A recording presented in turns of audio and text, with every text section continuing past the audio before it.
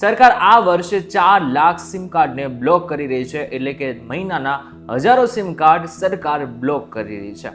એની પાછળનું કારણ શું છે અને શું તમારું પણ સિમ કાર્ડ સરકાર બ્લોક કરી નાખશે, એ જો તમારે જાણવું હોય ને તો આજનો આ ખાસ વિડીયો તમારા માટે જ બનાવેલ છે. આ વિડીયો એકવાર પૂરો જોઈને જજો.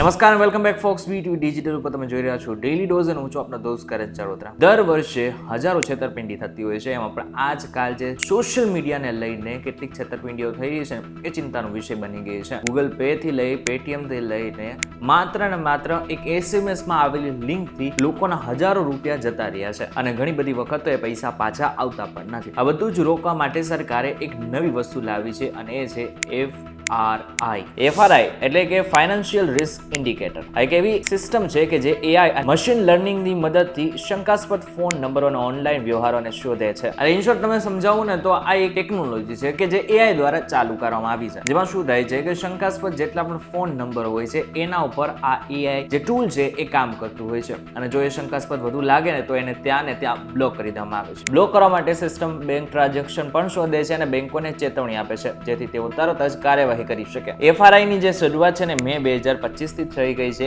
અને એના જ હિસાબે દર મહિને 2000 કરતા પણ વધારાના જેટલા પણ સિમ કાર્ડ છે ને એને બ્લોક કરવામાં આવી રહ્યા છે. આ મોબાઈલની મદદથી અત્યારે 3 થી 4 લાખ સિમ કાર્ડને બ્લેક લિસ્ટ કરવામાં આવ્યો છે, જેનો ઉપયોગ છેતરપિંડી માટે થતો હતો. એટલું જ નહીં, પેટીએમ, ગૂગલ પે અને ફોન પે જેવા UPI પ્લેટફોર્મે ગયા મહિને કરોડો રૂપિયાના શંકાસ્પદ ટ્રાન્ઝેક્શન પર રોક લગાવી. એટલે હવે સરકારે એક સિસ્ટમ નક્કી કરી લીધી છે. એટલા માટે થઈને જે તે બેંક હોય જેમ કે હાલ પૂરતી HDFC, આની સાથે સાથે ICICI અને PNB એટલે કે પંજાબ નેશનલ બેંક જેવી મોટી બેંકો આ AI ટૂલનો ઉપયોગ કરી રહી છે. રિઝર્વ બેંક ઓફ ઇન્ડિયાએ પણ આની ચેતવણી આપી દીધી છે અને ખાસ કરીને બેંકોને સલાહ પણ આપી છે કે તમે આ ટૂલનો ઉપયોગ કરશો તો આગળના સમયમાં તમારા જેટલા પણ ગ્રાહકો છે એમના ઉપર તમારો જે વિશ્વાસ છે એ પણ વધતો રહેશે. આટલું જ નહીં, X એટલે કે Twitter, Instagram અને Facebook ઉપર છેતરપિંડી માટે પણ જેટલા પણ ફોન નંબર ઉપયોગ લેવામાં આવી રહ્યા છે એ બધાને પણ આ AI ટૂલ બ્લોક કરી રહ્યું છે. હવે પહેલાના સમયે શું થતું હતું કે AI નહોતું ને તો સામાન્ય રીતે ટેકનોલોજી દ્વારા પણ જો કોઈ પણ વ્યક્તિને કોઈ પણ નંબર બ્લોક કરવો હોય ને તો એટલું ઈઝી નહોતું. એના માટે દિવસો જતા હતા, બધી કાર્યવાહી થતી. આ બાદ આ નિર્ણય લેવામાં આવતો કે આ જે વ્યક્તિનો જે ફોન છે એને બ્લોક કરવો કે ન કરવો. પરંતુ હવે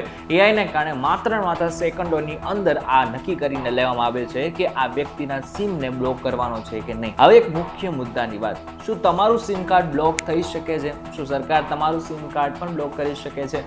તો જવાબ છે હા. ચોંકી ગયા ને? તમને પ્રશ્ન થતો હશે કે મેં તો કંઈ ખોટું કર્યું નથી તો મારું સિમ કાર્ડ કેવી રીતના બ્લોક કરી શકે? સરકાર મારી ઉપર કેવી રીતના કાર્યવાહી કરી શકે? કરી શકે છે. જો તમે તમારું સિમ કાર્ડ પોતે યુઝ નથી કરતા, તમારા ફોનમાં એ સિમ કાર્ડ નથી પરંતુ તમારા નામે છે, પરંતુ તમે એ સિમ કાર્ડ બીજા કોઈ વ્યક્તિને આપેલું છે. હવે દરેક વ્યક્તિ ઉપર ભરોસો કરવો અત્યારે જરૂરી નથી. એમાં પણ ખાસ કરીને સાયબર ફ્રોડના કિસ્સામાં તો બિલકુલ આ રીતે ભરોસો કરવો યોગ્ય નથી. અગર તમે કોઈ વ્યક્તિને તમારા નામે સિમ કાર્ડ લઈને આપેલું છે તો ખાસ કરીને તમારે કાળજી એ રાખવી જોઈએ કે વ્યક્તિ શું કરી રહ્યું છે સિમનો. શું એ સામાન્ય કામો માટે જેમ કે ફોન કરવા, SMS કરવા એ જ માટે ઉપયોગ કરી રહ્યું છે કે પછી ફ્રોડ કરવા માટે આનો ઉપયોગ કરી રહ્યો છે, એ જાણવું તમારા માટે ખૂબ જરૂરી છે. સરકારે સિસ્ટમ લગાવી નાખી છે અને જો તમારા નામે કોઈ સિમ કાર્ડ લઈ લીધું હશે અને એનો ઉપયોગ ખોટી રીતે કરતો હશે તો એના સિમને બ્લોક તો કરવામાં આવશે પરંતુ તમારી ઉપર પણ કાર્યવાહી થઈ શકે છે. એટલા માટે થઈને આ વસ્તુ તમારા માટે ખાસ ઉપયોગી છે. એટલા માટે થઈને મારે તમારી સાથે શેર કરવાની જરૂર પડી છે. હવે તમારે શું કરવાનું છે? તમારા વિડીયો તમને ગમ્યો હોય તો સૌથી પહેલા લાઈક કરી નાખજો, શેર કરી નાખજો, કોમેન્ટ કરી નાખજો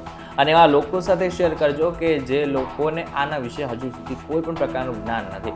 ખાસ કરીને એવા લોકો સાથે પણ શેર કરી દેજો કે જે કોઈ પણ વ્યક્તિને સિમ કાર્ડ માટે પોતાનું જે આધાર કાર્ડ છે કે પછી પોતાની રીતે લઈને આપી રહ્યા છે. તો એમના માટે ખાસ ચેતવણી રૂપ આ એક મોટો કિસ્સો સાબિત થઈ શકે છે.